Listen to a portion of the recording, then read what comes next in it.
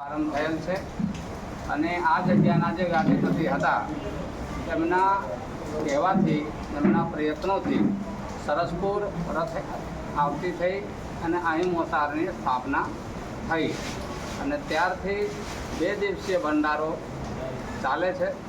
જેમ કે આજે ભગવાન પાછા પોતાના ઘરે જાય છે એટલે ભગવાન આજે સ્વસ્થ થઈ જાય છે. જે 15 દિવસ પહેલાં માદા પડી ગયા હતા, આંખો આવી ગઈ હતી, તે આજે પૂર્ણતઃ સ્વસ્થ થઈ જાય છે.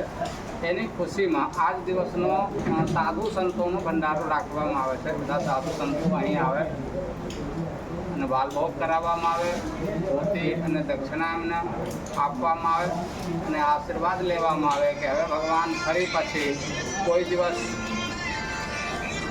માદો ન પડે તે માટે આજનો ભંડારો છે.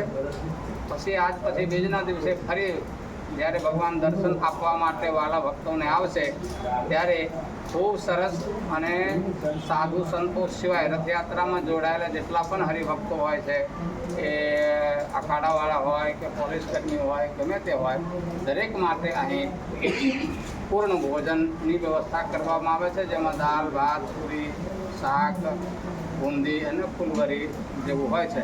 સાધુ સંતો માટે આવતીકાલે પણ દક્ષિણા આદિની વ્યવસ્થા થશે, કેમ કે આપની સંસ્કૃતિ છે ખાલી હાથે પગે લગાય નહીં, એટલે સાધુ બ્રાહ્મણોના હર હંમેશા અહીં સન્માન કરવામાં આવ્યું છે અને એ પરંપરા ચાલતી રહે એવી પ્રાર્થના ભગવાન સાથે કરીએ છીએ. કેટલા વર્ષોથી ચાલે છે? આ તો ગણતરી વગરના હશે 148મી રથયાત્રા છે, જેની અંદર લગભગ 125 વર્ષ જેટલા 125 વર્ષ થયા. બરોબર. પ્રતિ વર્ષે દર વર્ષે આ કાર્યક્રમ છે? હા, રથયાત્રા સરસપુરમાં આવી પહેલાં નક્કી નહોતું, કાઢવામાં આવતું હતું, પણ જ્યારે મોસાળની સ્થાપના ગુરુજીએ વાત કરી તો ત્યારે નરસિંહદાસજી મહારાજ બોલ્યા રથ આવશે સરસપુર, પણ ભોજન કોણ કરાવશે? બરાબર. તો ભોજન કરાવવાની જવાબદારી ગુરુજીએ સ્વીકાર કરી. રથ અહીં આવતા થયા અને ત્યારથી આ ભંડારો અગ્રત ચાલે. લોકવાયકા એવી છે કે પહેલાં ભલા ભગતની જગા ખરી ના ત્યાં અહીંયા પણ અહીંયા આવતા હતા પહેલાં રથયાત્રા રોકાણ, તો એમાં શું કહેવા માગો છો? એ અત્યારે ગીર્દીના હિસાબે અહીંયા આ બધું નહીં થતું.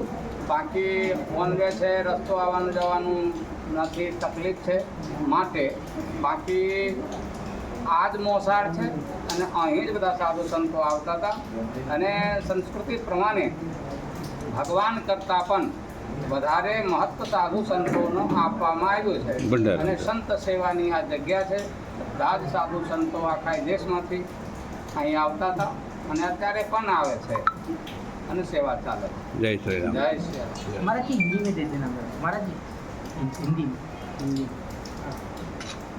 आपका पूरा परिचय दीजिए, नाम.